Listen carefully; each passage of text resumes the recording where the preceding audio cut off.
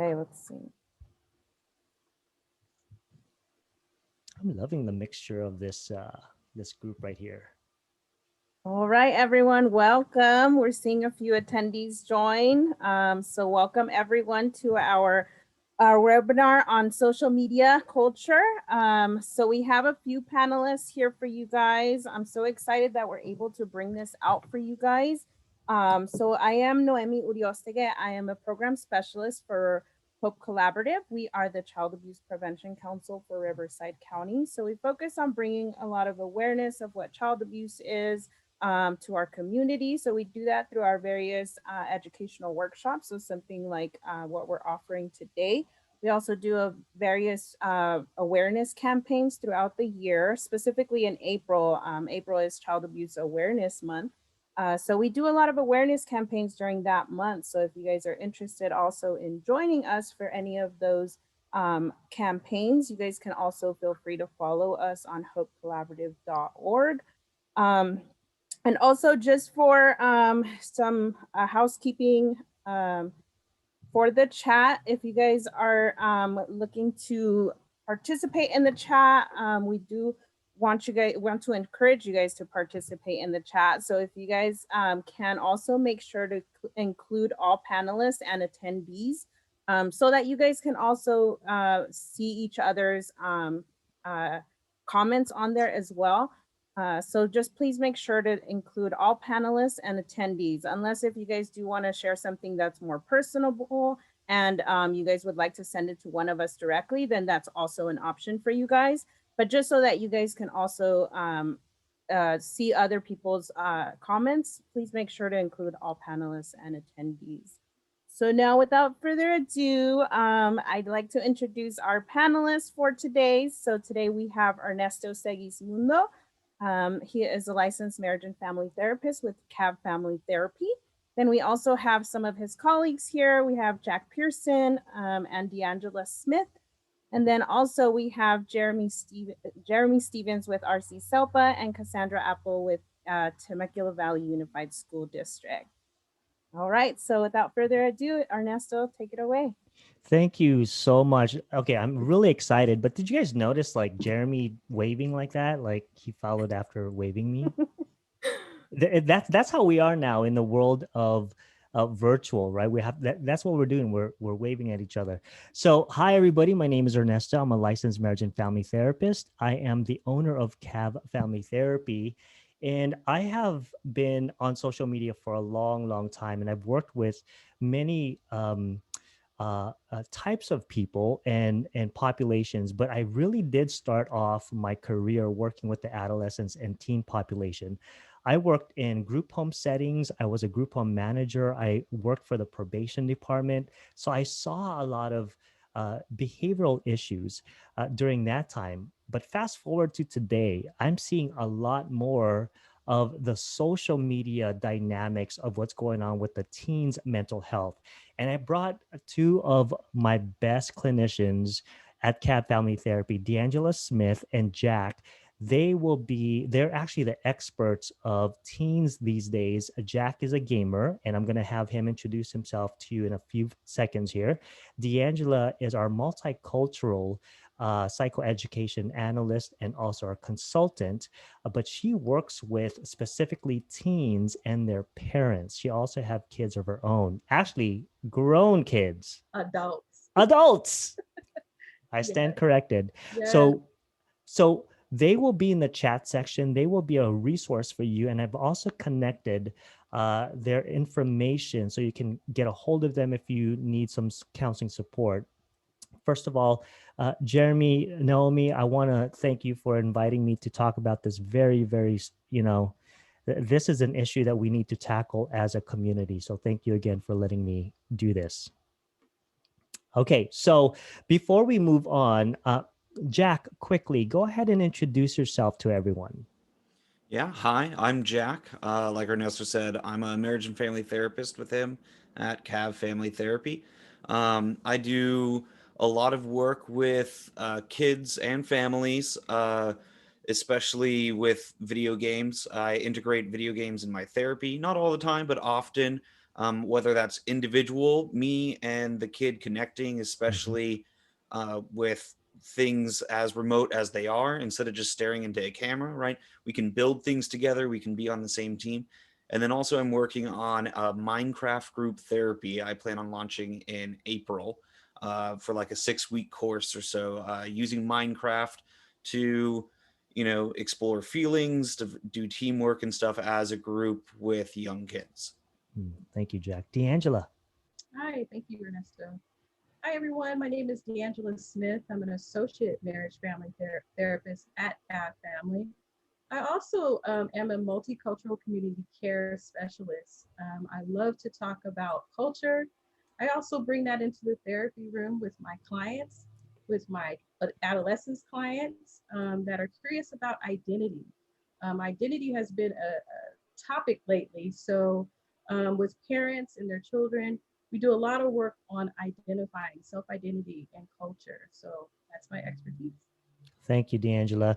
All right. So the title of our workshop for today is Social Media Dilemma Regarding Child Abuse. Now, for those of you who are listening, I want you guys to have your cell phone next to you. And if you have Facebook, if you have Instagram, if you have TikTok, Twitter, I want you to just be scrolling through that. Yes, I know that I want you to pay attention to my presentation, but once in a while, I want you to be scrolling through it because I want you to also engage with how you feel, how your body reacts to certain types of images or things that you read on social media.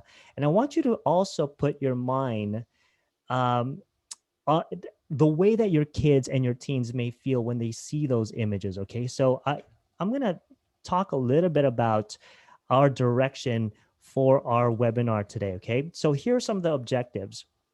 Now, in my studies, I want to do this. I want to correlate between the teen adolescent suicide and how social media plays into that. Now, I want you guys to take a deep breath as you see the word suicide in there. Now, we have to talk about this as many teens are experiencing depression on a degree that we at this moment really don't understand because of the pandemic. All of the teens, one of the things that is uh, um, that they look forward to is social relationships. And guess what? The pandemic issue actually stripped that from them. And they are struggling with isolation more than any generation in this day and age. So really be aware of what's happening here with teens. The other is identifiable negative behaviors and symptoms associated with excessive and unhealthy use of social media. Now, for those of you who have teens, think about it. You snatched the phone away from your child or your teen. What happens? Horns come out, right? Steam comes out of their nose and their eyes turn red. So I want you guys to understand some of the behavioral things that's going on with these teens, and it will give you an idea of their actual emotional and psychological process. Here's the other thing: exploration of social platforms that promote body image envy, okay, unrealistic self-image expectation, and relational disconnection. Now, part of social media is that what we see and what perceive as adults, we can go, that's fake. I'm secure with myself. But with teens, they take it to a whole new level of I want to be that. Why? Because they are still developing in their identity and self-image.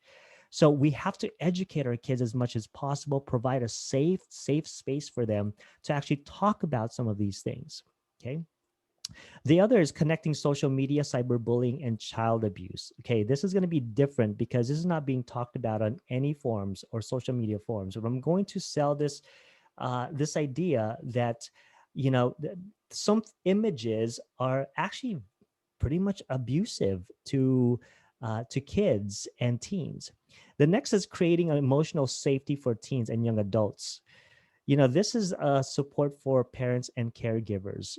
I want to provide tangible steps, tangible things that you can walk away from today to engage with your teens and your adolescents and your children so that they can be more open to you. Now, let me just tell you a little bit about my background. I was born in the Philippines. I grew up on the island of Kauai, and I'm first generation Filipino.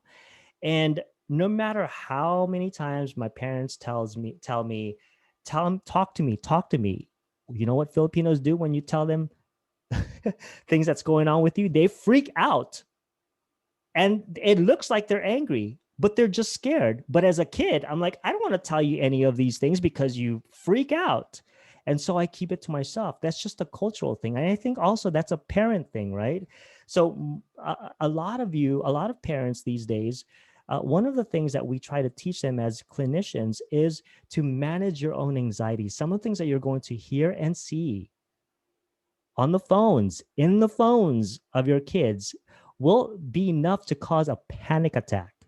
But I want you to know that that is a normal reaction when you're afraid. Okay. And there's no shame in that. It's just one of those things that where you have to find support. Okay. All right. So in the chat section, this is what I want you to do. And Jack, Deangela, Naomi, Jeremy, I want you guys to be looking at the chat section. And here are some questions for you. And I'm going to ask this throughout our time. And we want to engage this as much as possible. What's your thoughts and feelings about your teens being on social media? Okay, that's a generalized question, but I want you guys to chat in the section and let us know what's going on with you. And then I'm going to go ahead and explore this with all of you. What has been your experience with your teen child? You know, when you limit social media, I'm really interested in hearing this for all of you parents. What happens when you try to limit that? Give us all the dramatic things that your teens have done and said, and just the dramatic things that happen when you try to limit their use. Okay. What is the purpose of your teen being on social media? Here's one thing that you want to really understand. There is a purpose and the reason why your teens are on social media. Before we move on, would love to get some questions or any comments. Deangela, I think you're reading some things there. What are you reading? I'm just reading comments like someone is like, my 12-year-old goes into a rage. Wow. They say that they have nothing else to do. Oh my goodness. I used to live in Riverside, so I heard that a lot with my kids. I don't want my 13-year-old on SM. When I let her try TikTok, I found a major change in her attitude that I didn't like. So I took TikTok away, but she probably still sneaks and I don't know about it. You that's right, mom. Right now, I think it's needed for them to have social media during these times. If I limit it, it's either a huge issue or they understand socializing. Yes, it Interesting. is big. Let me read some more. Ernesto tries to still see phone by sneaking time. Oh, we got to exchange stories, parents. Social media concerns me because it's hard to filter what my child is That's exposed right. to. That's right. I hear you. I mean, that fear is real. We want to protect our kids, right? Yeah. Yeah. That's right. There's That's so right. much more, Ernesto. Absolutely. Jeremy, your thoughts. You're a parent.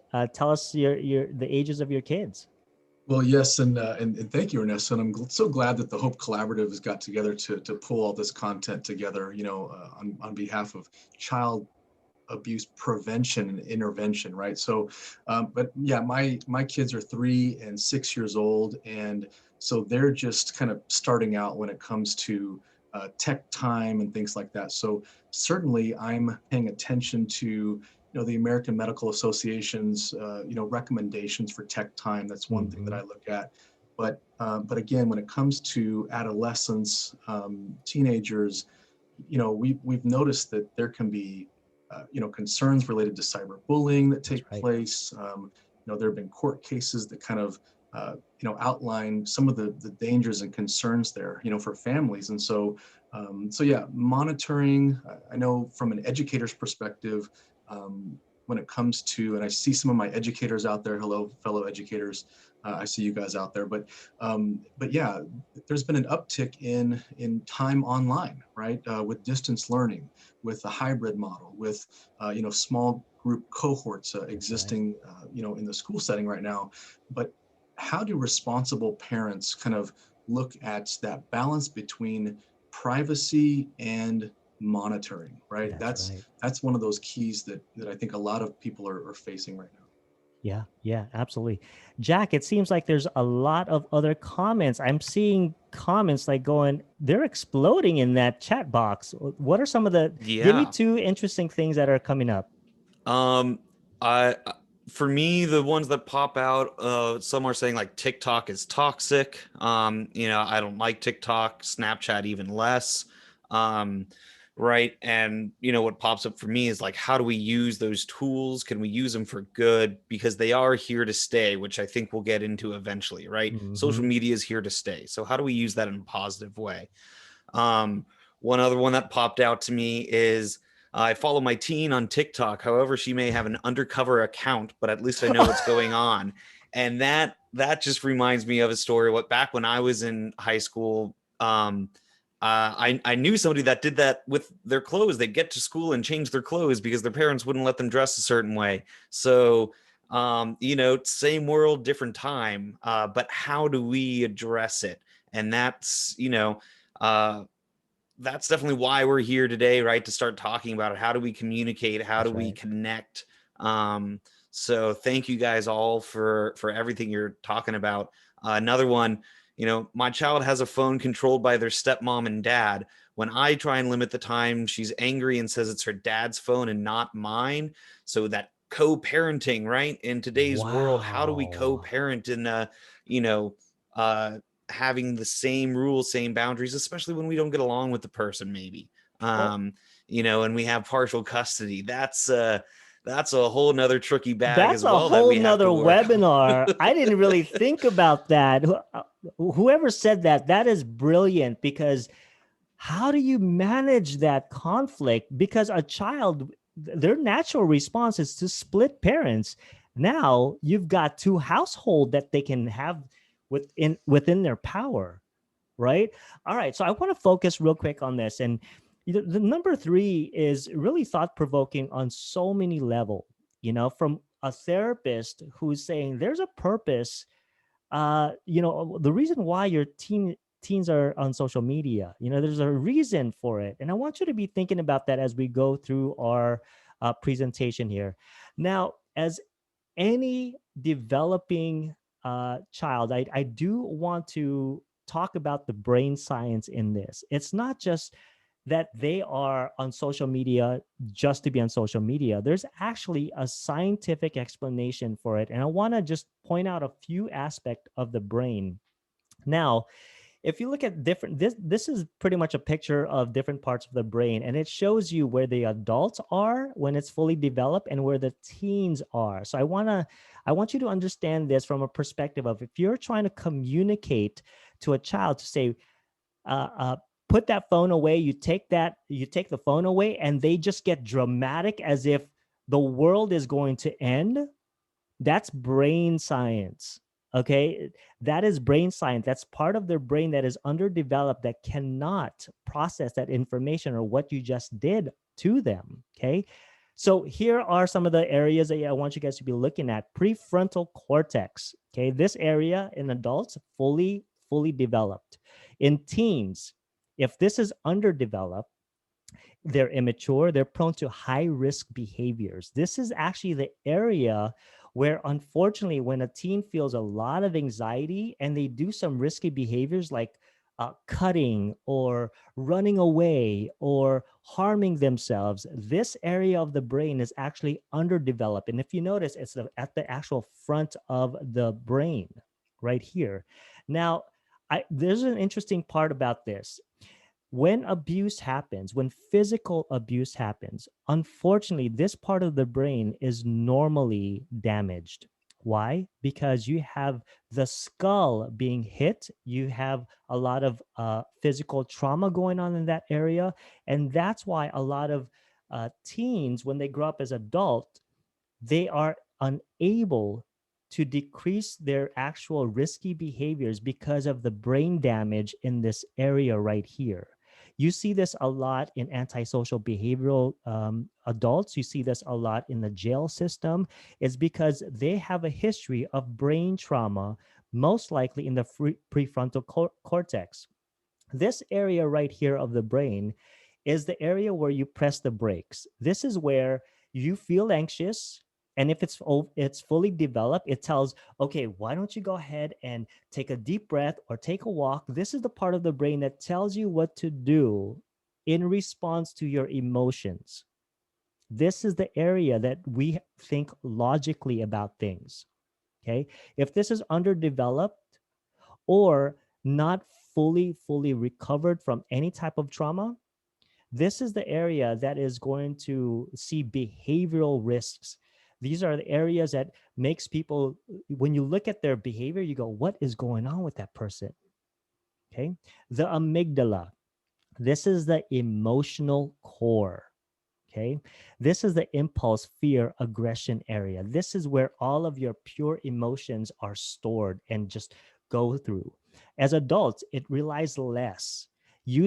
Now, this is where the adults are using more of the prefrontal cortex because they're using logic. Okay. Now, we don't normally tap into this. We tap in this once in a while. We have mostly control. We have a lot of control into that. But as teens, they're more impulsive. They don't have the capability to decrease some of those anxiety, those fear and aggression. That's why you see a lot of kids be so dramatic, because this is the part of the brain in the teen years that is pure. Okay, that is pure. That is so sensitive. Okay, kids, you see teens cry real quick when you take away social media or things that they love, right? They go crazy because they don't get what they want. And you're thinking to yourself, what the heck? Why are you acting like that? We're going to do this again tomorrow. But in that moment, that emotion is so pure and intense. They're almost as if that amygdala, that emotion, is hijacking the prefrontal cortex. Okay. So these are the other parts of the brain that you guys want to look at as well. So when you are talking to kids, teens, young adults who these areas of the brain is underdeveloped, okay, and they go from 0 to 10 just like that, just so you know, the two areas of the brain that is playing out powerfully is these areas right here. Okay. Now there are exercises that you can do for teens to kind of calm themselves down. One of the most popular is the breathing technique, where you get bubbles, right?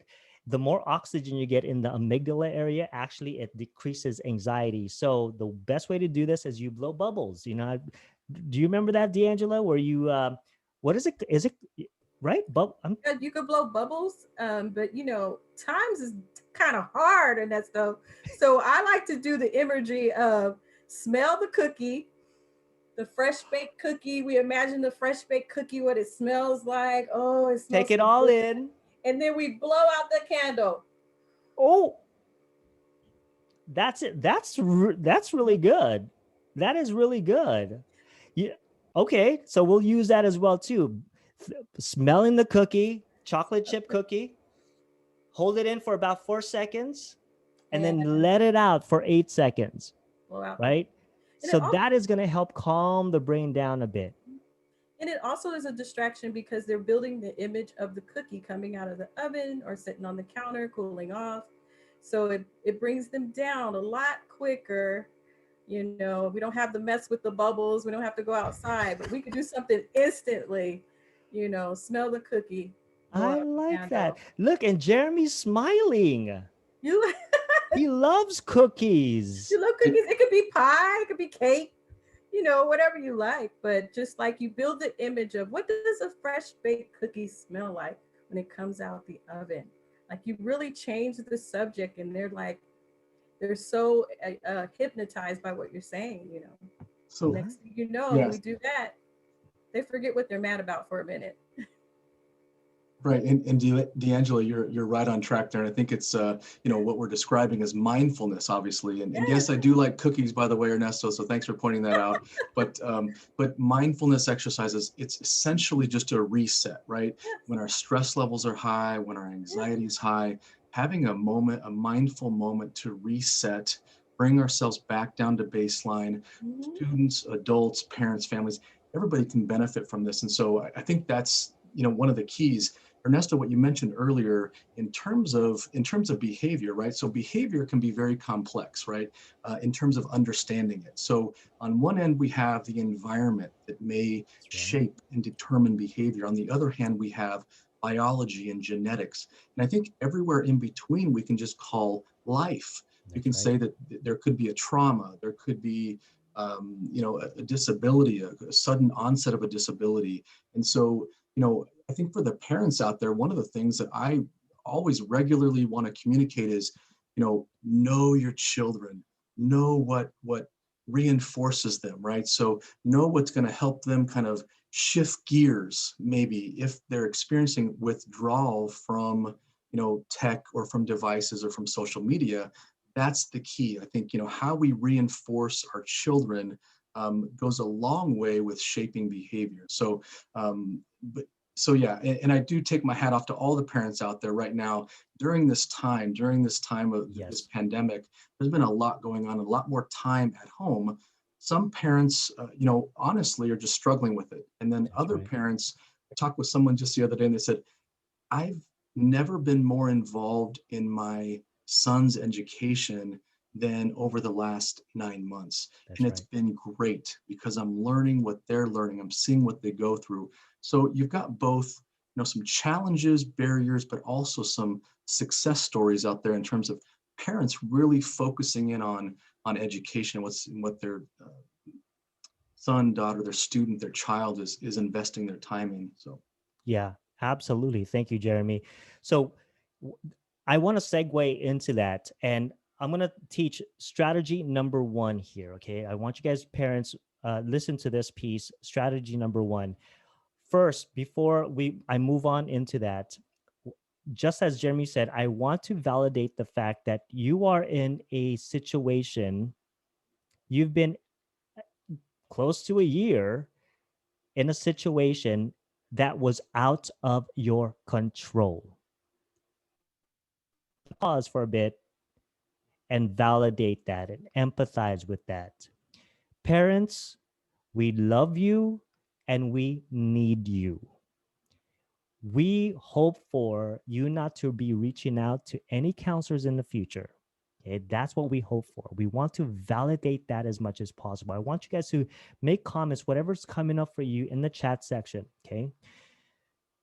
This is a time in our lives where you have been thrown in the lion's den. For those of you who don't even know what TikTok is, now you're forced to really do research on it to protect your children.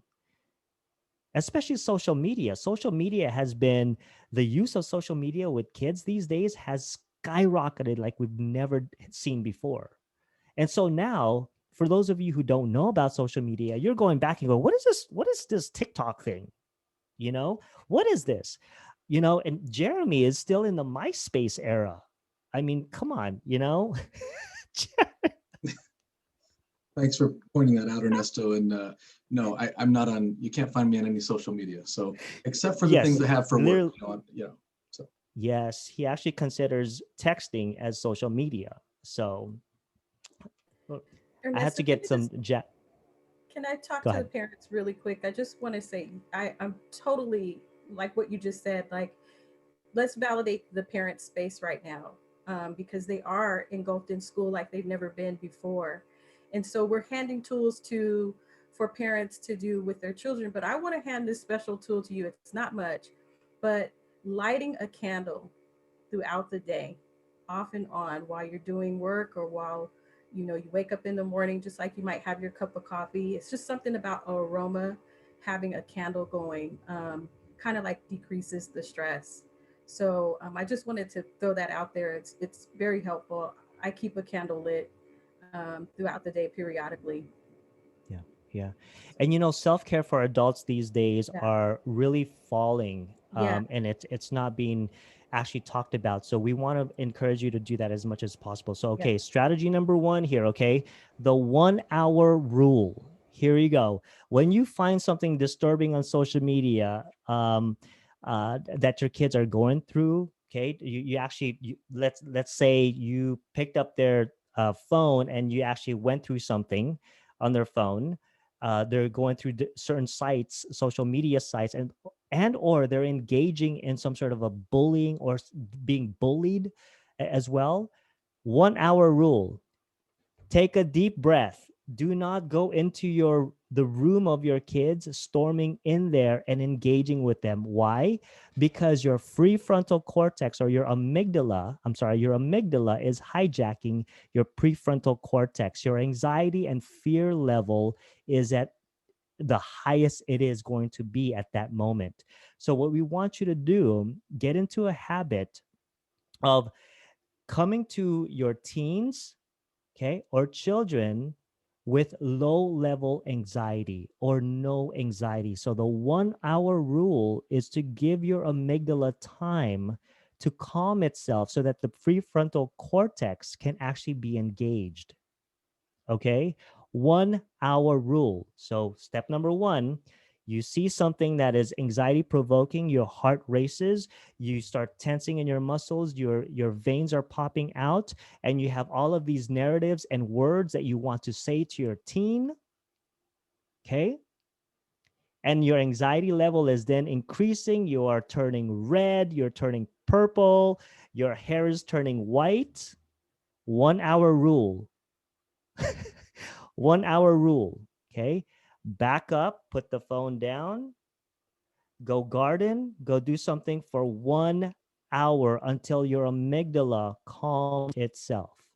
This is where you breathe in, you breathe out, you put oxygen in the brain. The oxygen is the actual thing that is going to calm your amygdala.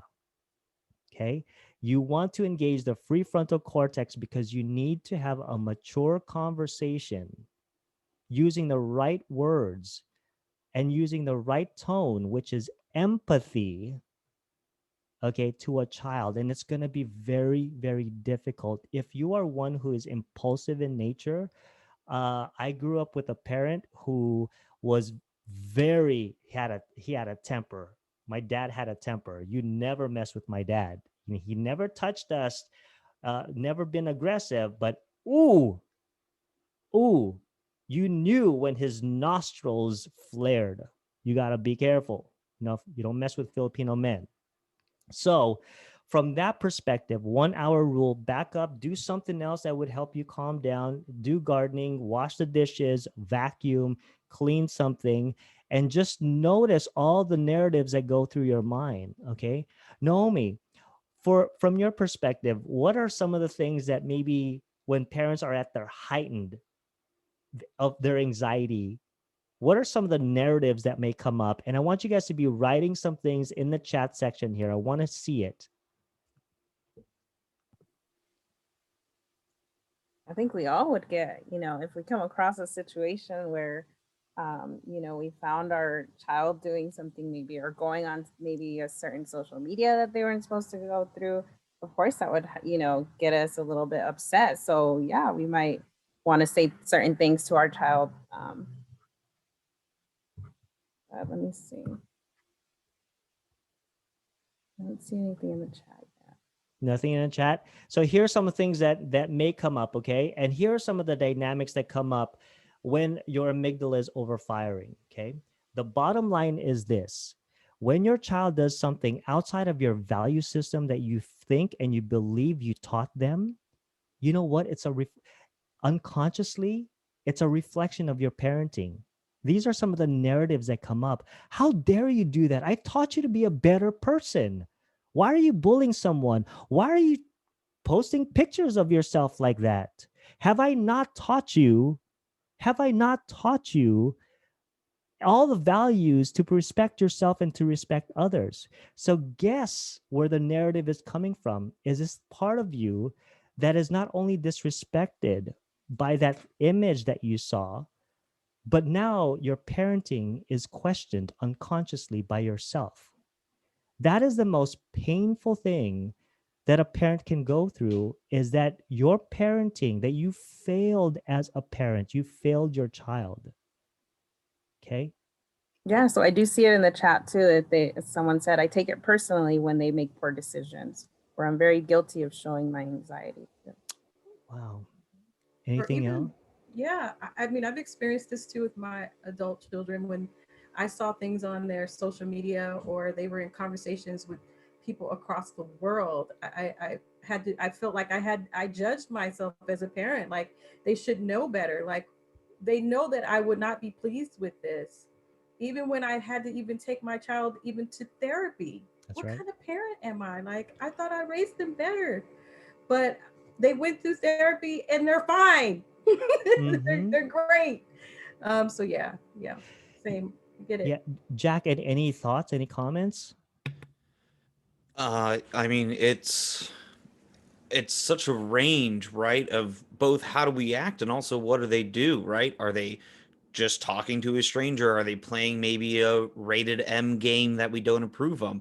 Or some of the earlier comments I saw, right? Are we worried about sexting? Are we worried about dating profiles when they're underage? It's a whole spectrum, Mm-hmm. but also taking consideration, right? What is an appropriate reaction and what's maybe an escalated overreaction, Right. right? There can be an appropriate reaction even if it is firm. Yeah, yeah, absolutely. So I want you guys to understand the core of what's driving your anxiety, your fear, your aggression, and your anger when you see your kids on social media like that. Most likely, it goes into this area of I am a failure, or there's something wrong with my parenting, or there's other things, right? It's not unnatural or uncommon for us to question our own parenting, but it's one thing to really give ourselves no compassion, because you know why? You are up against society. You're up against other norms out there that's outside of the values that you've taught your kids. So just be very, very gentle with yourself. I want to remind you that you are human. You are human. That's why we have people like us to remind you, look, these are kids. They're going to do crap like this, but it's not a reflection of who you are as a human being or a parent. And then it goes back into your family history of, well, my dad did this to me, therefore, oh my gosh, my mom did this to me, therefore I'm continuing that pattern with my kids. Oh no.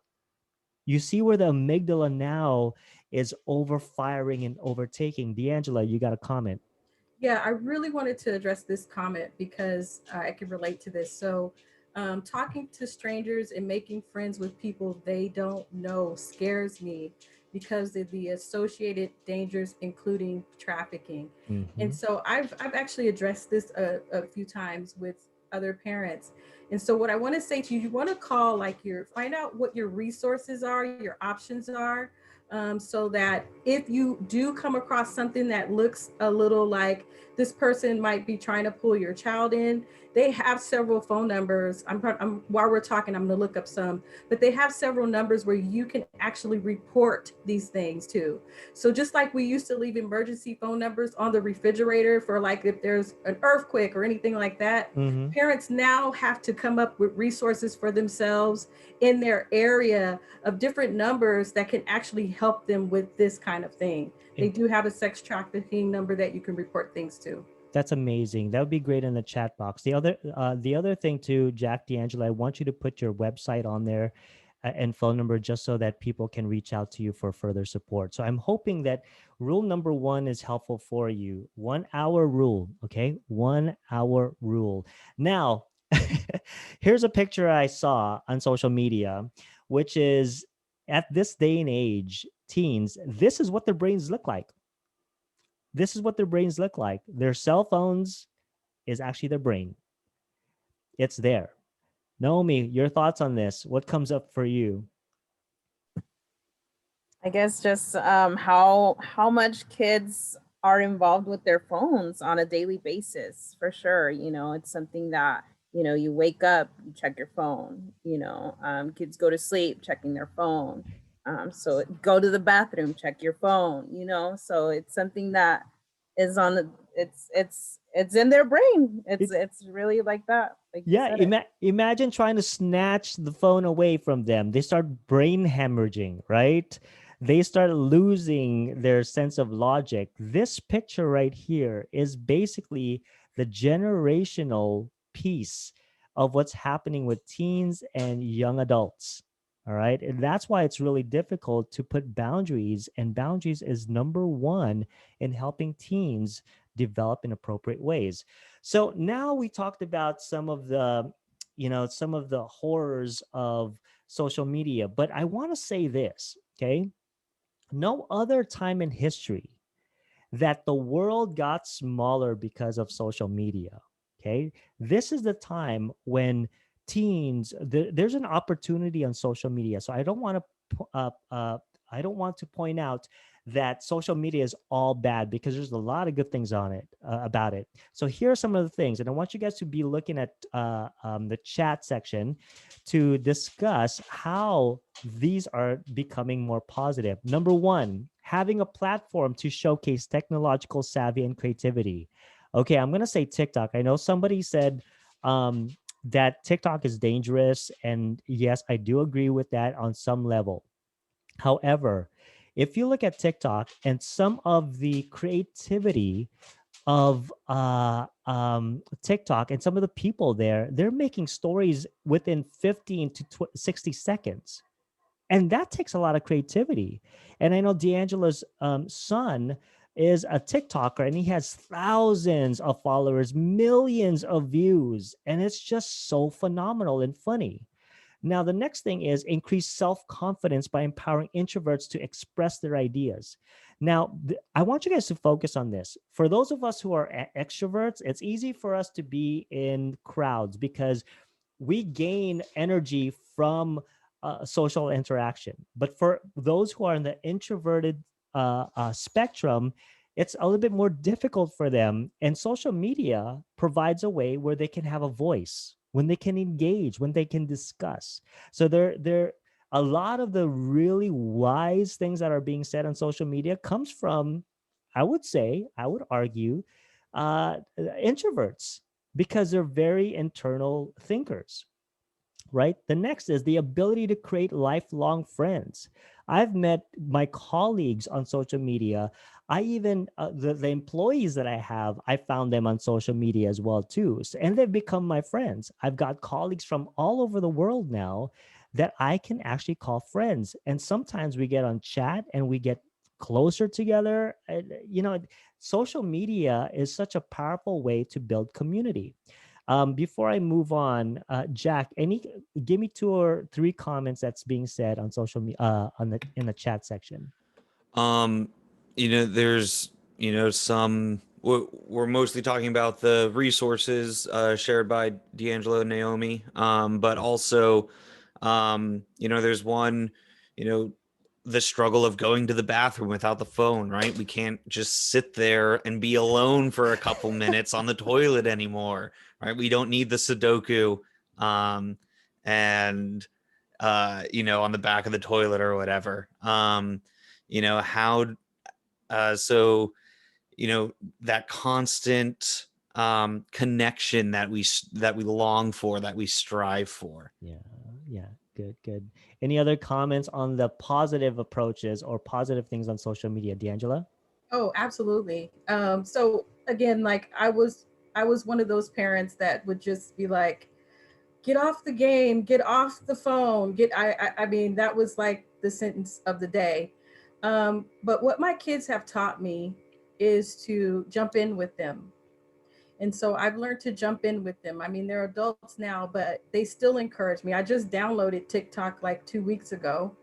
And I found there's a wealth of information on TikTok. There's all kinds of ways that people are sharing very informative things on TikTok. Um, and and so I was very surprised by it. I was very surprised by it. But my kids were like, "This is what you've been missing. We've been trying to tell you this." And I'm like, "Yeah, but this is your world." But Absolutely. My son is definitely he's a TikToker through he's with TikTok. They actually hired him. And so he goes around as promotes promotes food. And I've been around TikTokers, them making content. And so I think it is how social media can be used in good ways. I think that as parents, that once we learn to ease our anxiety, or we have resources set for ourselves, for when things come up, we'll feel comfortable. And so I think jumping in with your kids, if they allow you to share that space, even getting your own TikTok and kind of like figuring out, what this whole thing is about, educating yourself brings your anxiety down a lot. Yeah. Educating Yeah. yourself. Good, good.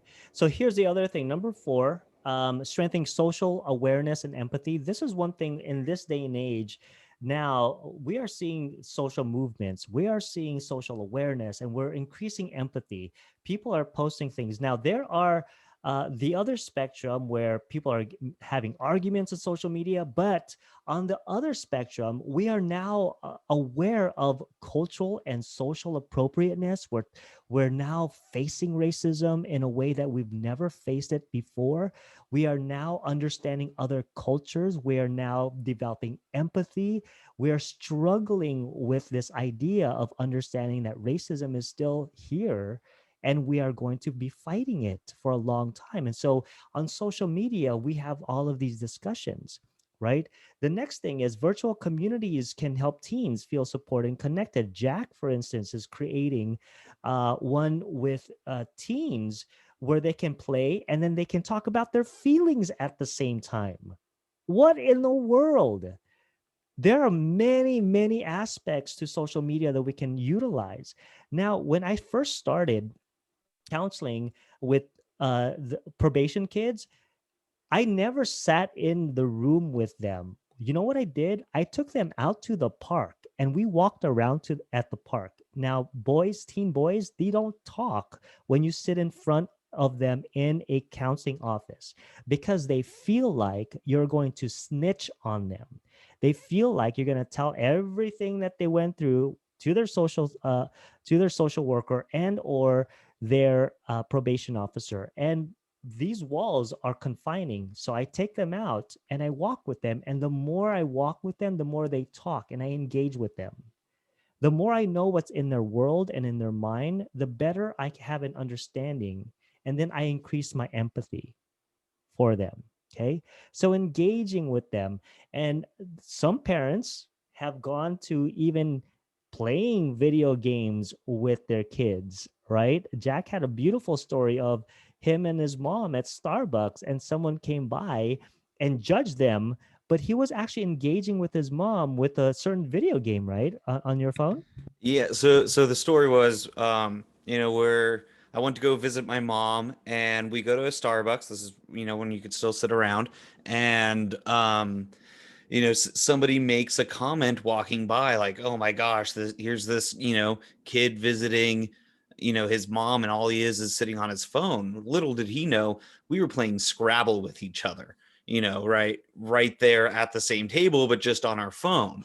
So, that perspective of, one, it doesn't always meet the eye, but using that as a tool, right? I living here in California and my mom living in Colorado, right?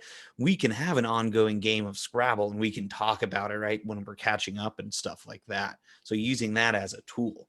Yeah, there's a lot of apps and gaming apps out there that you can actually engage on a social level with your teens. My nieces and nephews still to this day, we connect on now TikTok. They send me little videos. They go, "Uncle, see what this is," and I make comments about it. They all One of the things that was so incredible for me was, you know, uh, my nieces and nephews are learning about mental health, and one of them reached out and said, "Hey, my friend is struggling with depression, but I don't know if she is. Can you tell me?" And she actually tagged me in one of her posts on social media, and I was like, "Oh no." That's very concerning. So that now we are aware of the emotional life of that teenager. So we can now move ahead and do whatever we need to do to protect that child. Okay. It's not snitching. It's about being concerned. Now, these teens are more concerned about their peers because they're seeing them post their actual emotional life on social media. We want these teens to be talking. I don't care how they talk, just as long as they're talking. Okay. The faster we catch it, the better we can address it. That's my stance.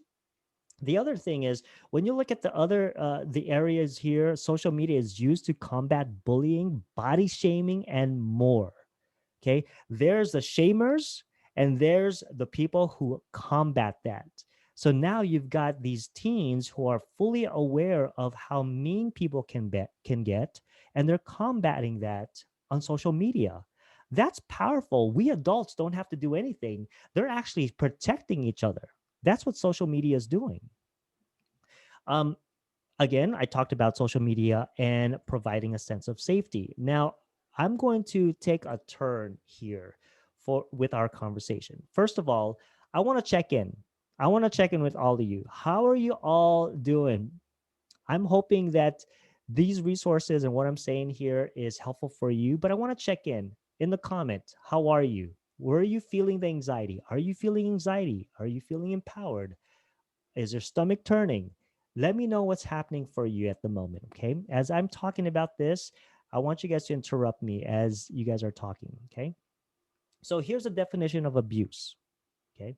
Engaging in characterized by habitual violence and cruelty. I want to highlight a word here. Now, anybody can be mean and abusive at times, but the key word here is habitual. Okay, I'm going to say this again. The definition of abuse is engaging in or characterized by habitual violence and cruelty. Naomi, your thoughts?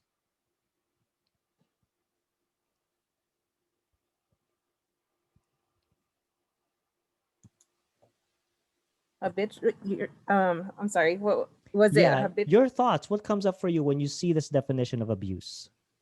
Well, something that's habitual obviously is more of something that's consistent. That's what they say. Yeah, it's very consistent, right? It's mean. It's. I mean, look at it. I mean, we can experience violence and cruelty, and now this ventures into trauma. Deangela, your thoughts? I was actually responding to someone on the chat box. What was the question? Oh, the habitual violence and cruelty. What comes up for you? Negative words. Negative words. And it's over and over and over, and it impacts you. It's very traumatizing. Yeah, that's what comes So I up. want you guys to be looking at abuse from this type of definition, okay? Engaging and characterized by habitual violence and cruelty. Now, I want to focus on cyberbullying. This is what we need to address as a community, as parents. This is where I draw the line on having a passive approach, okay, to social media, which is, hey, let's have a conversation on what's going on social media. You as a parent, as adults, all of us, when we see cyberbullying, we better step in because this is abusive.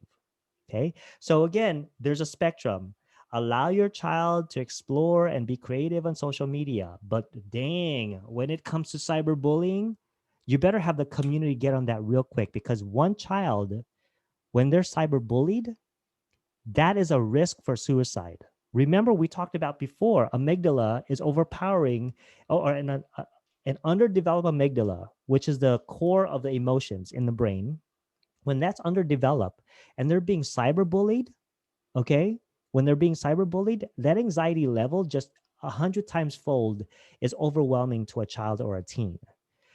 You know this from if you posted something on social media on Facebook and you felt personally attacked. I want you to times that by 100 when it comes to a teen. Okay.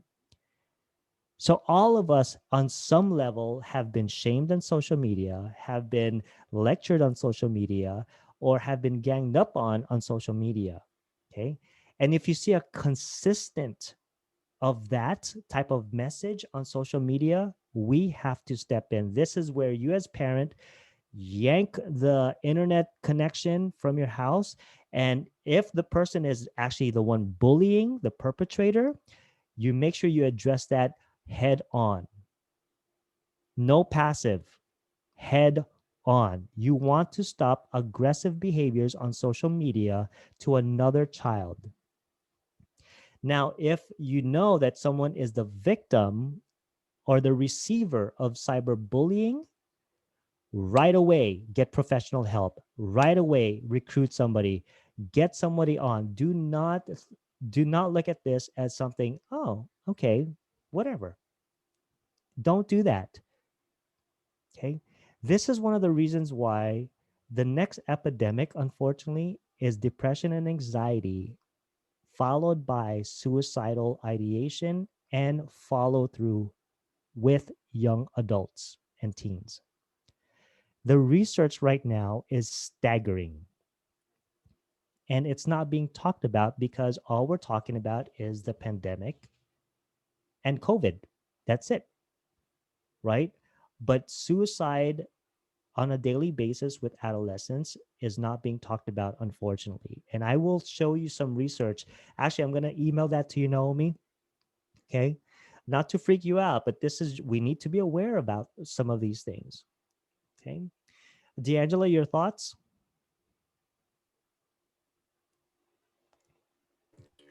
I was looking at the message here, and it was like what you said on right on time. Someone responded with, "My son has turned into someone I don't recognize anymore. Trying to get him off of electronic device is infuriating. We've had to start to have him see a therapist because he was so depressed." So Good. that's staggering. Yeah. Um, Someone said, "I find it so infuriating that proving abuse is almost impossible." Yes, it's like the invisible scar, but we know it's there. Because, people's behavior starts to change. You start to see your kids' behavior change. Yeah. They leave all types of signs that they're being bullied through social media, and no one's picking it up. Yeah. So yes, yeah. The rule of thumb here is when in doubt, just get on the phone with a counselor and just consult, just consult. Um, and if you really are seeing your own child's behavior, the patterns. Okay. So this is the area where if you have a gut instinct, I really do believe parents have a sixth sense. They do. Sometimes the kids are not even saying anything, but you just know. That's science. That's not woo-woo stuff. That's science. Go with that gut instinct. We're going to do an exercise here. First of all, I want everyone right now to take a deep breath. Okay, let's do this. Let's smell the cookies. Okay, smell the cookies. Now exhale. Okay, this is a picture of a kid reading him being cyberbullied. Okay, so this is what we're gonna do. We're gonna read this from different perspective. Okay, so Deangela, I'm gonna have you read out loud. Okay, the first one. Jack, you're gonna be the second one. Naomi, you're gonna be the third. Jack, I want you to read the I'm traumatized piece. And then Deangela, I want you to read the next piece. Okay, so let's do this. Deangela, go ahead and read the very top. And for those of you who are watching, before we move on, I want you guys to make this dramatic. Okay, Jack, Deangela, Naomi, I want you guys to make this dramatic as much as possible. Cassandra, if you're there, I want you to turn on your camera. If not, that's okay. I'm We here. need more people. Oh, there you go. Great, great. Okay, so I want you to make this sound dramatic. Okay, and for those of you who are watching this, I want you to imagine and I want you to make eye contact of this child reading this. Make eye contact with this child. All right. Deangela, go. You are the biggest talent ever. Hmm. Jack, go. Looks like you lost weight. What are you now? 5,000 pounds? Hmm. Naomi, next. This video is pretty disturbing, but the comments are hilarious. Cassandra, I'm traumatized. Please get a gym membership. This Jack. is why people do suicide. Hmm. Jack. Fat! Hmm. Naomi. Are you a real alien? I think you are. Okay. In the comments section, for all of you reading this and hearing us, what comes up for you? Okay. Deangelo, what comes up for you when you see this? A lot comes up for me, that this child feels kind of alone. Yeah. Alone. Yeah. Loneliness. Cassandra, your thoughts? What comes up for you? For me, it's that he was trying to do something fun, trying to do something to make friends, and to hear such horrible comments was probably more hurtful than you can imagine. Ooh, that puts it on a whole different spin. He's trying to make friends, and then they start body This is the shaming him. feedback. Yeah. Ooh, especially if he's already having a hard time, right? Jack, your thoughts? Demoralizing, like to an extreme, right? It's as a content creator, right? It's so hard to like muster up the courage to post something, right? You put effort into it, and then you get all this negative feedback. It's so defeating.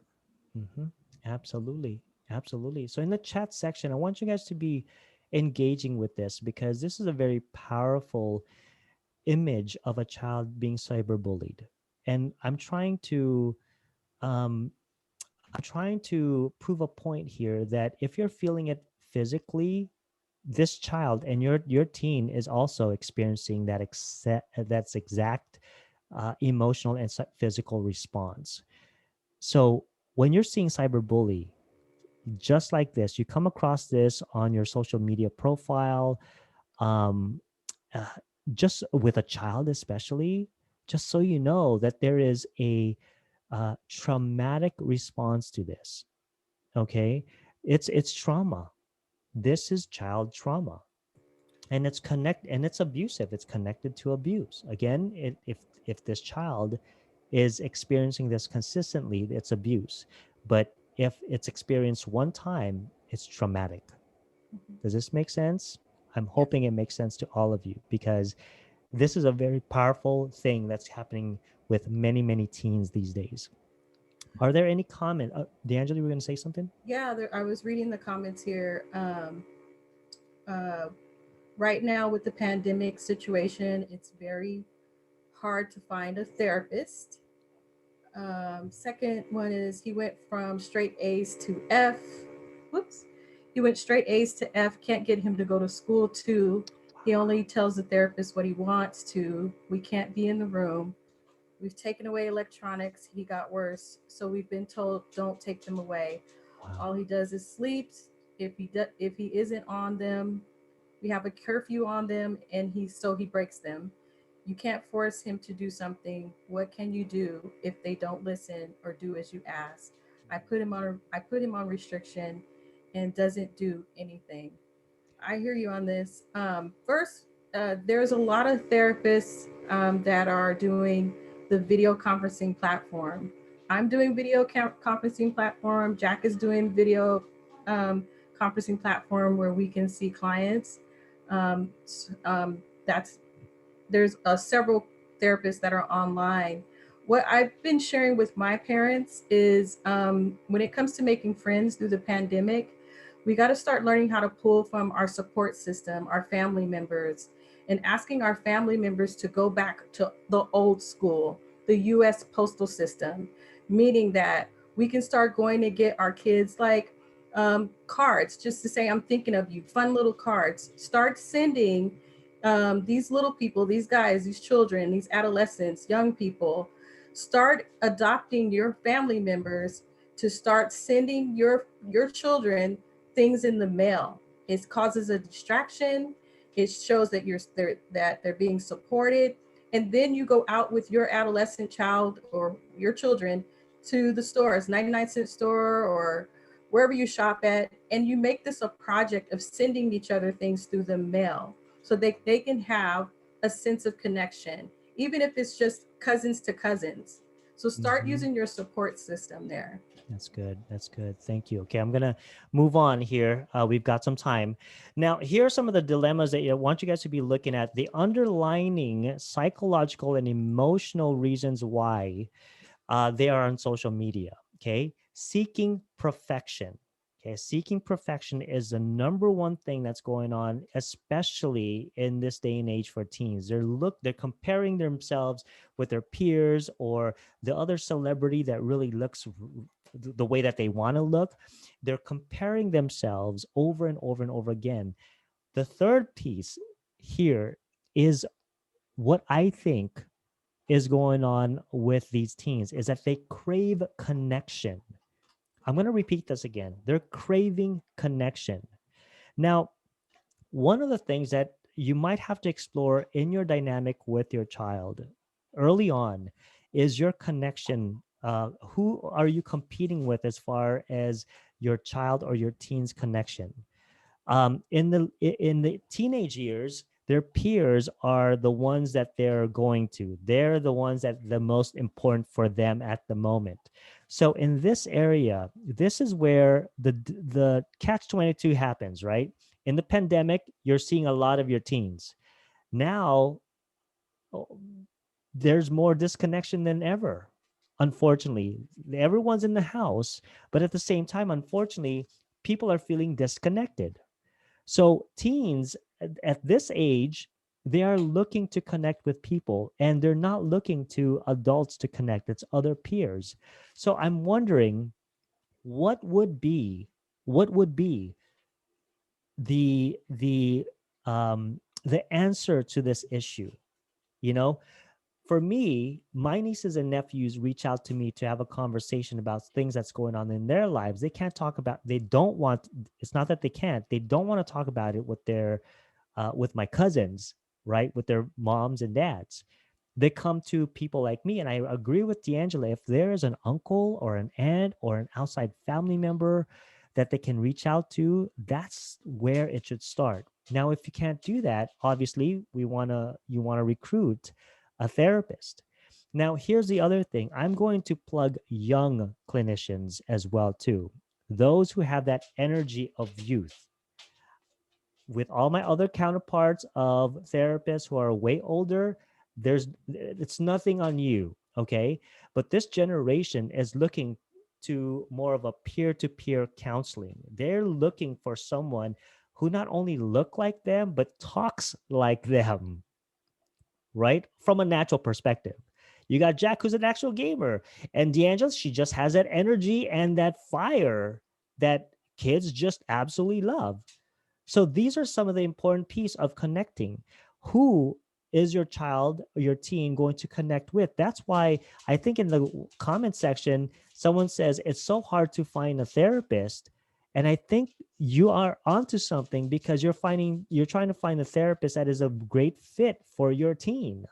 That's why doing a lot of research, and we are connected to a lot of clinicians. So you can email us, let us know. We can give you referrals as well too. So I just want to plug that in. We are not the only company in the Orange County that will give you resources. We're connected to many. Yes, ma'am. Someone else put in the message box about being Zoom fatigue. That is a true thing. So what I offer clients is, especially if my clients are having some trouble being on Zoom all day, we do like 30-minute sessions. We don't do a full 45, 50, 30-minute sessions are really good. And we're not doing it like once a week. It's like every 2 weeks, sometimes once a month. It's just that they need that extra support. So I just want to throw that out there when you start researching for therapists. Yeah. And we are trying to catch up on how to address this Zoom fatigue because it's actually true. I mean, if I'm fatigued as an adult with Zoom and meetings. And Cassandra's like, yeah, we got a lot of meetings because of it. It is true for these kids too, you know? So we are open to suggestions on how to help that teen to be comfortable with engaging as much as possible. Okay. All right. So here are the three signs social media behavior that is unhealthy. There's three areas. Okay. Frequency, function, and escape. I want you guys to know this piece. Frequency, if they're spending way too much time, and way too much time is relative here, but the frequency has a lot to do with if they are carrying their phone everywhere, they're in the car, they're engaging, and you're watching TV, and family members are around or other people are around, and they're just glued, and you feel like, oh, that's a lot of phone social media The dinner time. table, right? Oh yeah. No, for those of you, that's one area where I think the boundaries lie. You know, that's a really interesting conversation. Cassandra, from your perspective, what are some of the no social media zones? For me, and this kind of goes. I oversee a specialized program in the district, and then for my own son, I oversee the program. I oversee is for teenagers in high school, but I have a 5-year-old son who has like some minor tablet privileges. But for me, the dinner table is like we're not going to, we need to be like looking at each other and having face-to-face contact. Good. And there are some times when that's true. I think even sometimes, I don't know if parents can be with me here, but when you have a young kid and you go to like a restaurant, it's really nice to have a kid with a tablet. I'm not going to lie to you. I've done it. But then when the food comes, it goes away. Like there are certain lines, and I think it's different for every family. And Ernesto, I think like you're saying too, you just have to be paying attention to the frequency, the function, and the escapism to gauge that. And I don't think it's the same for any two children. And so it's tricky. Yeah, absolutely. So we want to look at this certain spectrums, okay?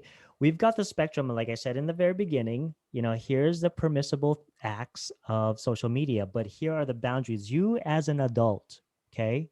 One of the things that is very, very scary, and I know this for a fact, and we experience this on so many levels, is the aggressive behaviors, the concerning aggressive behaviors that children and teens make. I mean, it's so dramatic. So dramatic, and that's brain science. Now, the third part here is escapism. We have to try to figure out what they're escaping from. Are they escaping from arguing parents? Are they escaping from situations with their peers? There's something going on, because this word can also mean disassociation in the psychology world. Okay, we disassociate from a hard day's work as an adult. We watch Netflix, we go on social media, we do things that are mindless so that it decreases our anxiety. Kids, teens do exactly the same thing. They escape and they associate, but they disassociate with something different, which is high levels of anxiety. There's a situational factor in their environment that may be causing them to disassociate. So figure that piece out. Now, in a home that is high in conflict, okay, it's not uncommon for a child to be 24/7 on a computer or video game because they're trying to escape. Cassandra, thoughts? Oh, I was just going to agree with you. And I've also found that sometimes kids with attention issues, that it seems like counterproductive to let them have screen time, but sometimes it's like the only way they can focus on one particular thing. And so you have to pay attention to what they're watching, and of course the frequency and the duration and all those things, but sometimes for them it feels like rest. But yeah, no, absolutely. I can attest to that for someone who has adult ADHD. I have adult ADHD, and social media actually calms me, and dark chocolate. But we're not going to talk about that today. But there are some brain functions that actually requires more stimulus. Okay, that's a really, really good idea to kind of think about that. Now, here's the thing. Okay, so I want you to picture this. You try to take the phone away from a child, they explode. Okay. And you back up. Okay. You have to think who's training who, right? Who's training who? Remember, the brain, especially at a development, can change. It's called neuroplasticity. Neuroplasticity states that brain will always evolve and change. So let's say you you take the phone away, or you put some boundaries at the dinner table, and your child freaks out 3, 4, 5, 10 times. And every time you try to do that, you cower away, or you get intimidated. Now guess whose brain is changing? It's not the child. The child is getting more empowered with the lack of follow through. You, as a parent, as an adult, your brain is now getting traumatized. It's like, oh my gosh, I do not want to do this anymore because my child is so dramatic. But here's the thing: consistency is the key to change a child or a teen's brain pattern. They live under your roof. You pay their bills, unfortunately, with their phones. I know it's easier said than done, but just like in every single parenting, sometimes there are times when you just have to go through the tornado of drama reaction. And I'm going to, I mean, Deangela, your thoughts, Cassandra, your thoughts. I would love to hear your thoughts here. I'm chuckling because one time it brought back a memory for me. One time I actually told I had their phone cut off intentionally just for that period of time. And they were like, "What's happening with my phone? What's happening with my phone?" I was like, "I don't know. I don't know. I gotta let me check if I paid the bill." And so, I went on through the whole day, and Mom, did you check and see if the bill? I just haven't got to it yet. So, the phone, they didn't have their phone for a whole day because Mom didn't check and see if the bill was paid. I just had their phone suspended for a period of time. I'm not suggesting anything, but I'm just saying it worked for me. It worked for me. Yep, I feel you, Deangela. My son's only 5, so I'm like, the charger must be broken. I don't know what's going on. So weird. It's so weird. Maybe go Exactly. play with toys. Go Yeah. read a Yep. book.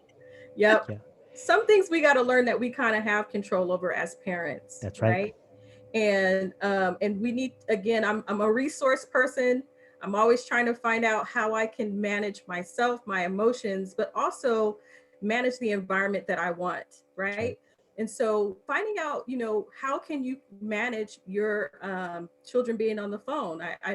I know that there's like set hours you can put, like my children, they couldn't text after 10 o'clock, you know, too bad.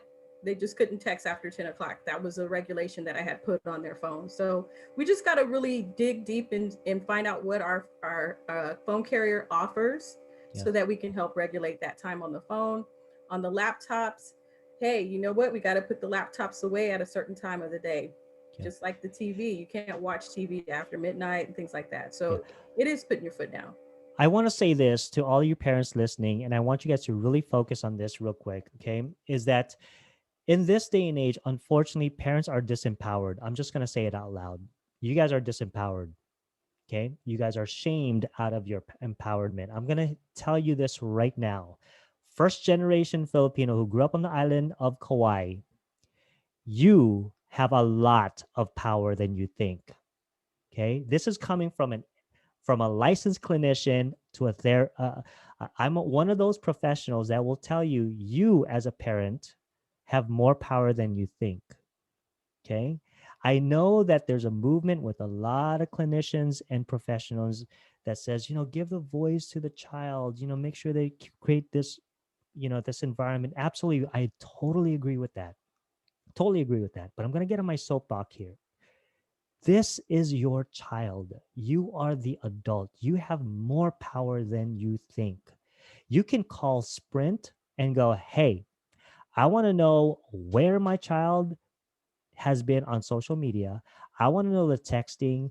I want to know this. And you know what? By the way, their phone privileges are done because they've been sex texting someone.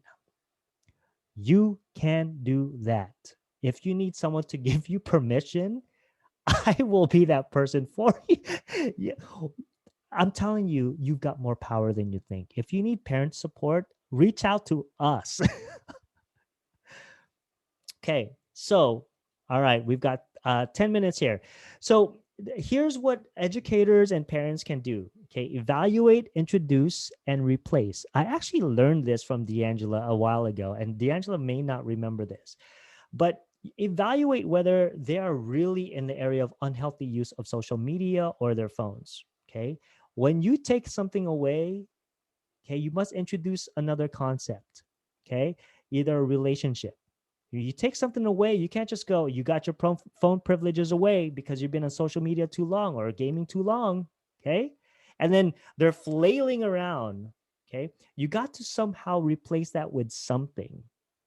You know, I don't know what it is, but whatever it is that you come up with, replace it with something like most likely relationship. You know, go for an outing, go play a game. I know I'm making this sound so easy, but just don't take something away just for the purpose of taking something away. It's you want to introduce something, and most likely it is relationships. Most likely, if your teen is trying to look for relationships outside of the family, that means they may be lacking that relationship within the family. So you may have to take a very uh, uh, close look at your relationship within the family structure. Okay. You might want to look at why my child is averted to having conversations with me. Okay. See what's going on within you that maybe you can tweak, that maybe you can explore. The main thing is your relationship with your teen and your child is at this day and age is the most valuable thing that is going to save that child, right? So now we are nearing the end. I'm going to here's some of the information for our website. We've got some clinicians on board to help you from parenting to marriage to child therapy, teen therapy. Deangela and Jack is one of them. Here's their phone number. Well, I also included the National Suicide Prevention Lifeline. If you know that your child is so concerning, their behavior is so concerning, that you want to call with them the suicide prevention lifeline, here it is. Okay. And I'm also going to give each one of you um, our website and also this PowerPoint presentation. Naomi, we can distribute that to everyone else as well, right? Every Yes, yes, Good. we'll be posting it on our website too. So I'll add that to the chat box too. Thank you so much. The other thing too is that uh, this video is recorded. Yes, this video is recorded, and you will also have access to this video as well too. So we've got a few minutes here for a Q&A, maybe a couple of them, and then we are going to sign off. Any questions out there? Let me turn on my chat box here. Thank you for that. This is an issue that we all as a community need to really tackle as much as possible. This is a very tough one, and my thing here is not to make this sound easy, because it is not. It is not easy. As a professional, we're always trying to collaborate with parents. The main goal here is to empower you as parents. We don't know all the answers. We also want to consider cultural part of this too. You know, different types of cultures. How do you talk about stuff like this? You know, um, any thoughts? What are your thoughts on third-party monitoring like Bark? Ooh, that's a really good one. Yeah, on social media. There's other apps like that as well too. What do you do if a child disobeys rules and sneaks to be online during the night? You know what happens? I've heard this from one of my other parent client. At 11 o'clock, internet goes off throughout the whole house. So the parent is actually exercising what he is preaching. We've done the app, didn't work for us. Oh, it didn't. Okay, Bark didn't work. Yeah, I'd Good. love to hear feedback on that because I have heard some really good things about the app monitoring, third-party websites being able to like shut down Wi-Fi in the whole house, monitor each app's use. And I've even had parents who use it. They have like a checklist on there for their kid that says, you know, you have to do A, B, and C, take out the trash, finish your homework. And if you don't do it by 3 p.m., then everything will be shut off. That's another way to train the brain. Pretty cut and dry. Yep. That's the way to train the brain. Again, you know, like I said, I'm not trying to make this sound so easy at all. We are trying to help the teens to develop responsibility, basically. You know, we don't want this to develop way too much of a problem. Okay. All right. So we're going to close at this moment. So one of the things that I want to make sure is that all of you have the resources. You can contact us. I will send out the PowerPoint presentation. Thank you so much for being on. And Naomi, again, Cassandra, I know Jeremy left already. Thank you so much for having us to provide this. And we are happy to do this again if you need us for any type of support.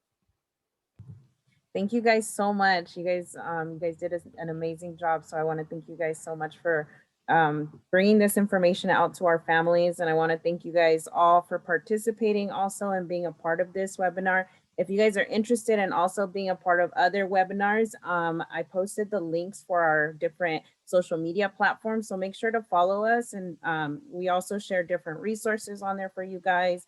And they are within the County of Riverside. So if you guys are looking for more webinars like this, please make sure to follow us on Facebook, Twitter, visit our website for any future upcoming events. So thank you, everyone. Thank you so much, everyone. It's been great. Thank you, Ernesto, Jack, and Deangela. Super helpful. It's nice to feel like validated as a parent, but also get a lot of good information as a therapist. It's great. Thank you so much for having me. It's been a pleasure. Yes, thank you guys. Thank you everybody for attending. Thank you, Ernesto. Thank for you, Naomi and Cassandra. So, you know, again, we want to close off with this. Parents, we got your back. Okay, we got your back. We are cheering you on. You got this. You've got more support. I also am coming up with a list of therapists and organizations, group practice owners in your area in the Riverside, also with Orange County. Because of telehealth now, we are able to provide you support through through telehealth approaches. So please feel free to give us a call, schedule an appointment with us, consultation, and we are going to be glad to help all of you. Again, aloha and thank you for joining.